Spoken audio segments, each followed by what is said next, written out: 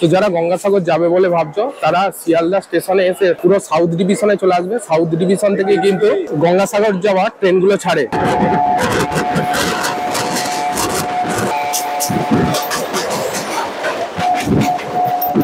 সময় হয়ে গেছে, আমরা রীতিমতো ছুটছি জেটি ধরবো বলে। এই হচ্ছে জেটির রাস্তা, এই যে জেটিটা ছেড়ে যাবে, এরপর বিকেল 5টায় কিন্তু জেটি ছাড়বে। কি ভিউ দেখো গাইজ, কি ভিউ দেখো।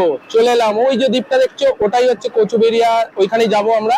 ঠিক আছে, এই যাচ্ছি, লঞ্চ চলছে আমাদের। দুর্দান্ত অসাধারণ ভিউ গাইজ দেখো। আর আমার পেছনে শুধু ভিড়টা দেখে নাও, সব গঙ্গাসাগরের ভিড়। প্রত্যেকদিন হাজার হাজার মানুষ এই গঙ্গাসাগরে আসছে পূর্ণ গঙ্গা স্নান করতে এবং কপিলমুনি আশ্রমকে দর্শন করতে।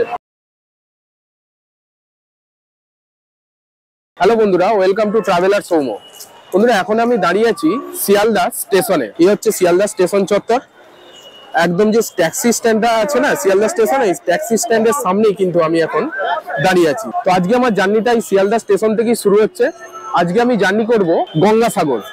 গঙ্গাসাগরের মেলা খুব তাড়াতাড়ি শুরু হবে। তো যারা খুব সহজে বাই ট্রেন গঙ্গাসাগর মেলা যেতে চাইছো তারা কিভাবে যাবে সেই ইনফরমেশন আজকে আমি এই ভিডিওটার মাধ্যমে তুলে ধরবো। একদম লোকাল ট্রেনে গঙ্গাসাগর খুব সহজে খুব কম খরচে কিভাবে তোমরা জার্নি করবে, এই ভিডিওটা দেখলে তোমরা অবশ্যই জানতে পারবে। এখন বাজে ঘড়ির কাঁটায় ঠিক সকাল 6টা 5।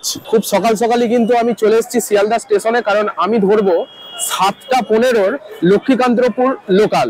এই হচ্ছে শিয়ালদা স্টেশন। দেখো, এখান দিয়ে কিন্তু ট্যাক্সিগুলো সব ঢুকছে। যারা হাওড়া যেতে যাও তারা কিন্তু এই শিয়ালদা স্টেশন থেকে বেরিয়ে এখান থেকে ট্যাক্সি ধরে হাওড়া বা অন্য কোথাও যেতে পারবে।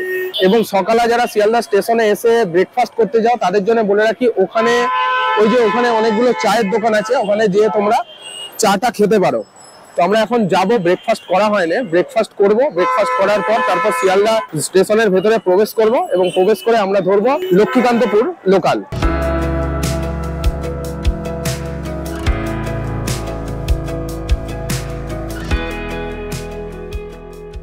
একদম মাটির ভাড়ে শিয়ালদা স্টেশনের কাছে গরম গরম চা, দারুন।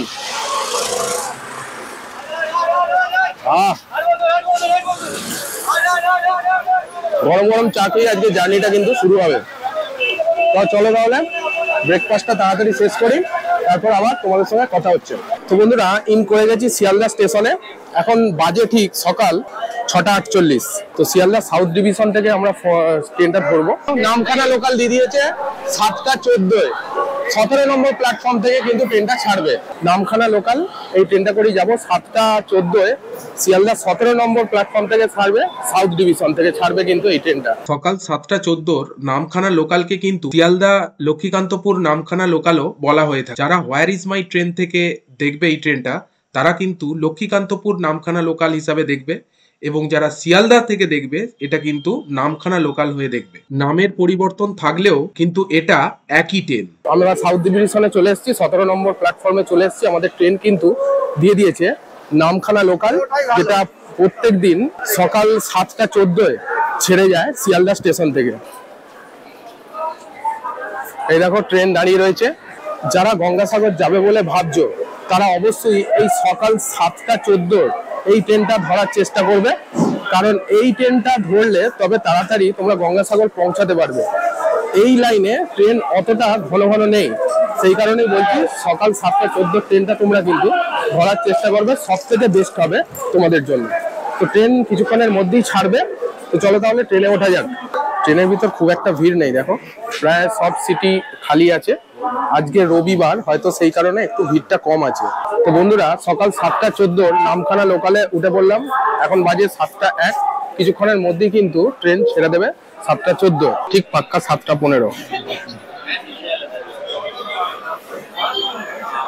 ট্রেন কিন্তু রাইট টাইমে আমাদের স্টেশন থেকে বেরিয়ে চলে যাচ্ছে। শিয়ালদা 17 নম্বর প্ল্যাটফর্ম থেকে ছেড়ে যাচ্ছে নামখানা লোকাল 7টা 14। ট্রেন কিন্তু ছেড়ে দিল রাইট টাইমে শিয়ালদা 17 নম্বর প্ল্যাটফর্ম থেকে লক্ষ্মীকান্তপুর নামখানা লোকাল। তো এই ট্রেনটা লক্ষ্মীকান্তপুরে ঢুকবে ঠিক 8টা 54। 8টা 54 থেকে 56-র মধ্যে ঢুকে কিন্তু। এবং লক্ষ্মীকান্তপুর থেকে আবার কিন্তু এই ট্রেনের বোর্ডটা চেঞ্জ হয়ে যায়, বোর্ডটা চেঞ্জ হয়ে বেরিয়ে যাবে কিন্তু নামখানা, এবং আমাদের গন্তব্য হচ্ছে কাকদ্বীপ।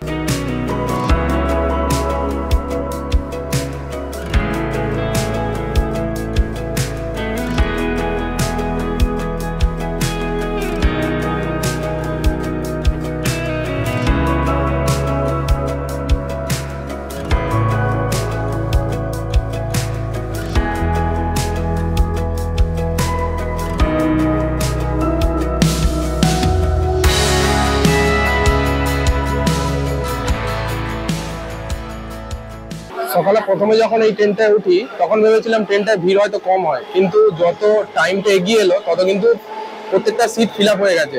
ট্রেনে কিন্তু ভিড় ভালোই হয়। তোমরা যদি নামখানা বা গঙ্গাসাগর যেতে চাও তাহলে কিন্তু একটু তাড়াতাড়ি আসবে, তবেই কিন্তু সিট পাবে, নাহলে কিন্তু এই ট্রেনে সিট পাওয়া খুব মুশকিলের ব্যাপার।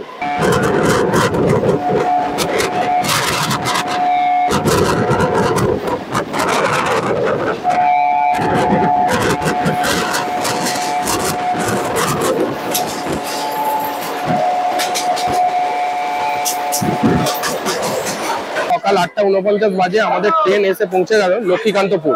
এই যে ট্রেন দাঁড়িয়ে আছে, এটাই ট্রেন কিন্তু বেরিয়ে যাবে একদম নামখানার উদ্দেশ্যে, কিন্তু আমাদের গন্তব্য হচ্ছে কাকদ্বীপ।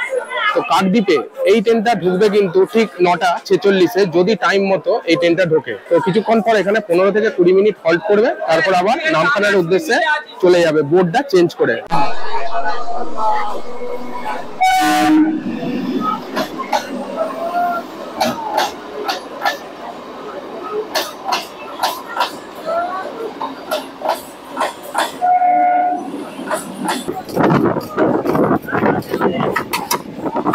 ট্রেন কিন্তু ছেড়ে দিল ঠিক 9:15-য় লক্ষ্মীকান্তপুর থেকে, বোর্ড চেঞ্জ করে আবার যাচ্ছে নামখানার দিকে।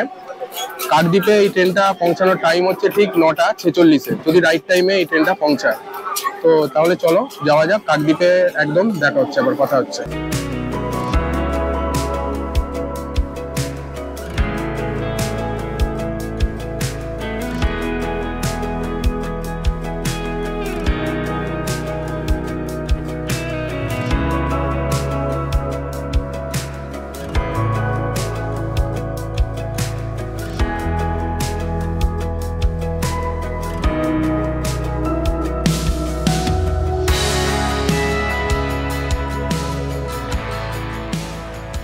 ঠিক টাইমে কিন্তু ট্রেন এসে পৌঁছালো কাকদ্বীপ স্টেশনে। এখন বাজে সকাল 9:51। তো ট্রেন যথা টাইমে এসেছে, কাকদ্বীপে পৌঁছেছে 9:51 সময়। এবার এই কাকদ্বীপ স্টেশন থেকে আমরা টোটো ধরবো, টোটো ধরে সোজা চলে যাব কাকদ্বীপ জেটি ঘাটে। এখানে কত টোটো দাঁড়িয়ে আছে দেখো, এখান থেকে প্রচুর টোটো পেয়ে যাবে। ভেসেল ঘাট যাবে এখান থেকে, প্রচুর হাঁটছে। টোটো ভাড়া কত নেয় তারপর বলছি, টোটো একটা করি তারপর বলবো তোমাদের দিকে টোটো ভাড়া কত।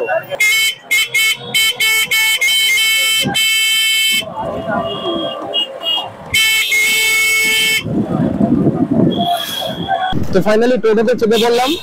কাকদ্বীপ স্টেশন থেকে বেসেলঘাট পর্যন্ত টোটো ভাড়া আমার লাগবে 20 টাকা, মানে পার হেড 20 টাকা করে ভাড়া। এখানে কাকদ্বীপ স্টেশন থেকে তোমাদের দিকে পৌঁছে দেবে বেসেলঘাট। তো আজকে লঞ্চের টাইম হচ্ছে 10:30। রাস্তা কিন্তু খুব পরিষ্কার একদম, গাড়ি ঘোড়া ভালোই আছে রাস্তায়। কাকদ্বীপ স্টেশন থেকে বেসেলঘাট পর্যন্ত টোটাল 7 কিলোমিটার রাস্তা। এই 10 থেকে 15 মিনিট মতো সময় লাগবে যেটা আশা করছি।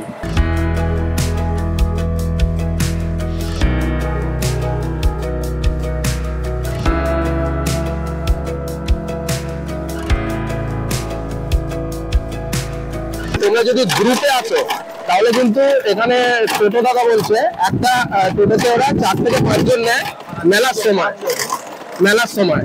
এবং মাঘী পূর্ণিমার সময় তোমরা যদি আসো তাহলে কিন্তু টোটোতে তোমরা 7 জন পর্যন্ত যেতে পারবে। মানে তোমরা যদি গ্রুপে 10-12 জন আসো তাহলে মোটামুটি দুটো টোটো বুক করলে কিন্তু এখানে চলে যাওয়া যাবে। এবং 20 টাকা করে ভাড়া, এখানে রিজার্ভ হয় না। ঠিক আছে, আচ্ছা আচ্ছা আচ্ছা আচ্ছা, মানে 5 জনের ভাড়া যেটা 100 টাকা ওটাই লাগবে, 2 জন গেলেও 100 টাকা লাগবে। যদি শেয়ারে যেতে যাও শেয়ারে ওই 20 টাকা করে ভাড়া দিয়ে তোমরা একদম জেটি ঘাট পৌঁছে যেতে পারবে। চলে এলাম কাকদ্বীপ জেটি ঘাট।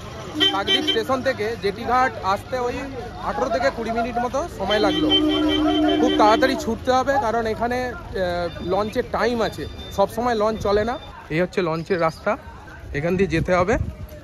দুপাশারি টোটো দাঁড়িয়ে রয়েছে। এই যে জেটি ভাড়া আমাদের লাগবে কিন্তু 10 টাকা করে, মানে আপ ডাউন 10 টাকা 20 টাকা লাগবে। এই জেটি ভাড়া কিন্তু সময় সময় চেঞ্জ হয়। ঠিক আছে, মাঘী পূর্ণিমায় তোমরা যদি আসো এই ভাড়াটাই বেড়ে 20 টাকা হয়ে যাবে, কিন্তু মহালয় বা মেলার সময় তোমরা যদি আসো এই জেটি ভাড়াটা বেড়ে 40 টাকা হয়ে যাবে। সময় হয়ে গেছে, আমরা রীতিমতো ছুটছি জেটি ধরবো বলে। এই হচ্ছে জেটির রাস্তা।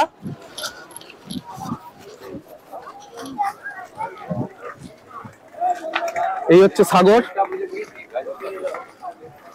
রীতিমতো লাইন দিয়ে যেতে হচ্ছে, প্রচুর ভিড় কিন্তু, এবং তাড়াতাড়ি করছে, যেটি সবসময় চলে না। এই যে জেটিটা ছেড়ে যাবে, এরপর বিকেল 5টায় কিন্তু জেটি ছাড়বে। তোমরা যদি গঙ্গাসাগর আসো অবশ্যই জেটির টাইম জেনে আসবে, নাহলে কিন্তু মুশকিলে পড়তে পারো, সবসময় জেটি চলে না। ফাইনালি জেটিতে উঠে পড়লাম, এবার কিন্তু ছেড়ে দেবে। এখন টাইম হয়ে গেছে 10টা 20, শুধু একবার জেটিতে দেখে নাও। এই লঞ্চটা কিন্তু 10টা 15 ছেড়ে যাবে, এরপর ছাড়বে কিন্তু সেই বিকেল 5টায়, বাকি টাইম বন্ধ থাকবে। এই টাইমটা অবশ্যই জেনে আসবে তোমরা যখন গঙ্গাসাগর আসবে। ওই দিক থেকে এসেছিলাম, ওটা হচ্ছে লঞ্চ ঘাট, ঠিক আছে। এই লঞ্চ ছেড়ে চলে যাচ্ছে এই সাগর। কাকদ্বীপ আর কচুবেড়িয়ার জেটি ঘাট থেকে ভেসেল ছাড়ার টাইম প্রায় প্রত্যেক দিনই চেঞ্জ হতে থাকে, কিন্তু গঙ্গাসাগর মেলার সময় এই ভেসেল সব সময়তেই কিন্তু চলাচল করে। আপনারা যদি অফ সিজনে আসেন তাহলে জেটি ঘাটের ভেসেল ছাড়ার টাইম আপনারা গঙ্গাসাগর নামক অ্যাপ থেকে জেনে নিতে পারেন। এই অ্যাপ্লিকেশনের লিংক আমি এই ভিডিওর ডেসক্রিপশন বক্সে দিয়ে দেব। তো আমরা এখন যাচ্ছি লঞ্চে করে কচুবেড়িয়ার ঘাট। কচুবেড়িয়ার ঘাটে নামবো, নেবে ওখান থেকে অটো বা টোটো অনেক পেয়ে যাবো, ওখান থেকে কিছু একটা ধরে একদম সোজা বেরিয়ে যাবো গঙ্গাসাগর। বাকি যেতে যেতে কথা হবে যে টোটো ভাড়া বা অটো ভাড়া আমাদের কত নিল কচুবেড়িয়া ঘাট থেকে গঙ্গাসাগর পর্যন্ত। সব ইনফরমেশন কিন্তু এই ভিডিওটায় আমি দিতে থাকবো, ভিডিওটা কন্টিনিউ করতে থাকবো। কি ভিউ দেখো গাইজ, কি ভিউ দেখো। চলে এলাম, ওই যে দ্বীপটা দেখছো ওটাই হচ্ছে কচুবেড়িয়া, ওইখানেই যাবো আমরা, ঠিক আছে। এই যাচ্ছি, লঞ্চ চলছে আমাদের, দুর্দান্ত অসাধারণ ভিউ গাইজ দেখো। প্রায় অলমোস্ট চলে এলাম কচুবেড়িয়ার ঘাট, লঞ্চ এসে পৌঁছালো, এবার নামার পালা। আর আমার পেছনে শুধু ভিড়টা দেখে নাও, সব গঙ্গাসাগরের ভিড়। প্রত্যেকদিন হাজার হাজার মানুষ এই গঙ্গাসাগরে আসছে পূর্ণ গঙ্গা স্নান করতে এবং কপিলমুনি আশ্রমকে দর্শন করতে। তাই আমি চলে এলাম আজকে, এই নামবো এবার। চলে এলাম কচুবেড়িয়া লঞ্চ ঘাট। আমাদের কাকদ্বীপ জেটি ঘাট থেকে এই কচুবেড়িয়া ঘাট আসতে মোটামুটি 25 থেকে 30 মিনিট মতো সময় লাগলো। লঞ্চ একটু আস্তে আস্তেই এসেছে, কারণ লঞ্চে ছিল প্রচুর ভিড়। এই হচ্ছে জেটি ঘাটের রাস্তা, খুব সুন্দর রাস্তা তৈরি করেছে এখানে গভর্নমেন্ট, দারুণ। আর এই হচ্ছে সংঘটি তীর্থ ওয়েলকাম গেট। আর এদিকে লঞ্চ গুলো দাঁড়িয়ে আছে, নৌকাও দাঁড়িয়ে আছে। তো চলো এবার আমরা এই ভেসেল ঘাট থেকে বেরোবো। ভেসেল ঘাট থেকে বেরিয়ে এখানে টোটো বা অটো ধরবো, ধরে সোজা বেরিয়ে যাবো গঙ্গাসাগর। জেটি ঘাট থেকে বেরিয়ে তোমরা যদি ডাবের জল খাও, এখানে অনেক ডাবওয়ালা ডাব বিক্রি করতে দেখো, ঠিক আছে। এখানে ডাবের জলে তোমরা খেতে পারো। তো কচুবেড়িয়া ভেসেল ঘাট থেকে বেরিয়ে পড়লাম, একদম সামনে টোটো স্ট্যান্ড। ওই টোটো স্ট্যান্ডে যে টোটো করেও যেতে পারো, বা প্রাইভেট কার আছে এখানে, টাটা সুমো 4 চাকাও রয়েছে, 4 চাকা করে তোমরা চলে যেতে পারো গঙ্গাসাগর। এই দেখো পুরো লাইন দিয়ে টোটো স্ট্যান্ড, একদম কচুবেড়িয়া ঘাট থেকে বেরিয়েই একদম এই টোটো স্ট্যান্ডটা তোমরা দেখতে পাবে। লাইন দিয়ে এখানে টোটো সব দাঁড়িয়ে রয়েছে, আর ওইদিকে পুরো সব 4 চাকা লাইন দিয়ে দাঁড়িয়ে রয়েছে। দেখো তোমাদের পছন্দ মতো তোমরা ভাড়া করবে, ভাড়া করে বেরিয়ে যাবে একদম গঙ্গাসাগর। আমরাও করবো বলছি আগে। তো বন্ধুরা ফাইনালি আমরা একটা অটো নিয়ে নিয়েছি, মাথা পিছু 50 টাকা ভাড়া পড়লো। লোকালে যাচ্ছি, মানে শেয়ারে যাচ্ছি। যদি একটা টোটাল দুজনে, দু বন্ধু আছি আমরা, দুজনে ভাড়া করতাম একটা অটো, তাহলে আমাদের ভাড়া লাগতো 400 টাকা। কিন্তু আমরা শেয়ারে যাচ্ছি, সেই কারণে 50 টাকা করে ভাড়া লাগতো মাথা পিছু। গঙ্গাসাগর চলে যাচ্ছি অটো করে, টোটাল 30 কিলোমিটার যাত্রাপথ এবং সময় লাগবে প্রায় 45 মিনিট মতো। চলো তাহলে যাওয়া যাক, একদম গঙ্গাসাগরে গিয়ে আবার কথা হচ্ছে।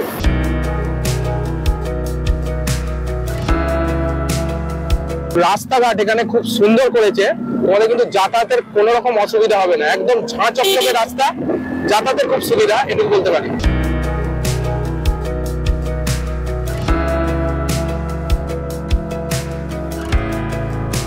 তোমরা যদি গ্রুপে মোটামুটি 8-10 জন থাকো, তাহলে একটা ছোট অটো নিলেই হবে, বা এখানে বড় অটো পাওয়া যায়, 12-13 জন করে নেয়। কতজন করে নেয় বড় অটো?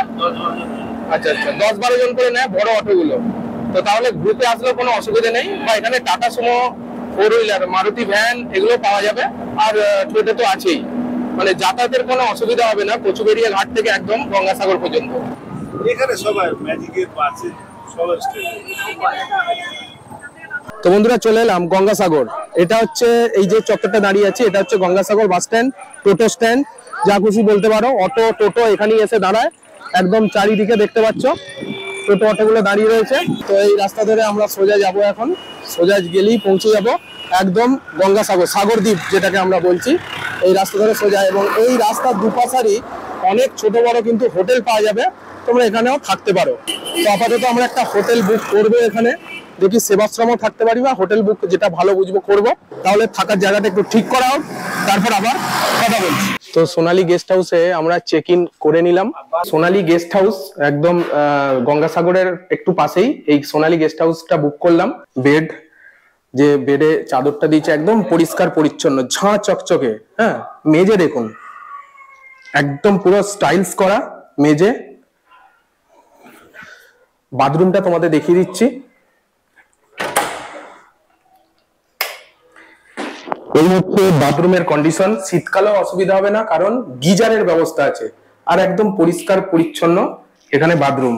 কোমোটের ব্যবস্থা আছে, এখানে বেসিন আছে। এবং এই সোনালী গেস্ট হাউসে এই রুমটা আমরা ভাড়া নিলাম 1000 টাকা করে।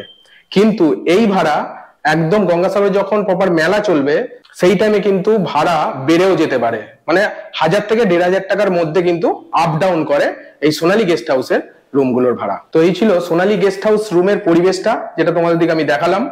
তো প্রচন্ড খিদে পেয়েছে, এবার একটু ফ্রেশ হব, ফ্রেশ হয়ে তারপর লাঞ্চটা সেরে নেবো। তো হোটেল থেকে বেরিয়ে পড়লাম ফ্রেশ হয়ে, এখানে দেখি ভালো খাবারের হোটেল কি আছে, লাঞ্চটা সারবো। আমরা যেখানে হোটেল নিয়েছি তারই পাশে একটা হোটেলে এলাম লাঞ্চ করব বলে। হোটেলটার নাম হচ্ছে মামনি হিন্দু হোটেল। মাছ ভাত অর্ডার করেছি, দেখাচ্ছি। তো মাছ ভাত অর্ডার করেছিলাম, মাছ ভাতের মধ্যে মাছটা তো কম্পালসারি, মাছ দিয়েছে। এখানে আলু ভাজা, বাঁধাকপির তরকারি, ঝিঙের সঙ্গে আলুর সঙ্গে একটা তরকারি করেছে, আর এখানে লেবু দিয়েছে। এই ভিডিওটা শুট করার আগে আমি একটা বাইট নিয়েছিলাম, এই আলু ভাজার সঙ্গে ডালটা মাখিয়ে খেয়েছিলাম, ঠিক আছে, ভাতটা। তো স্বাদ কিন্তু খুবই ভালো, রান্নার মান খুবই সুন্দর। যদি আপনারা গঙ্গাসাগর বেড়াতে আসেন, মামনি হিন্দু হোটেল, এই হোটেলটা অবশ্যই একবার খেয়ে দেখতে পারেন, খুব ভালো।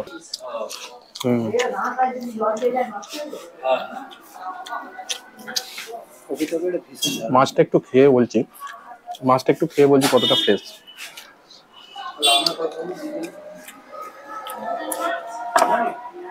ফ্যান্টাস্টিক, খুব সুন্দর। এটা বরফের মাছ নয়, সম্পূর্ণ দেশি মাছ দিয়েছে। বলেছিল দেশি মাছ দেবে, কিন্তু কথা রেখেছে, দেশি মাছই পেয়েছি।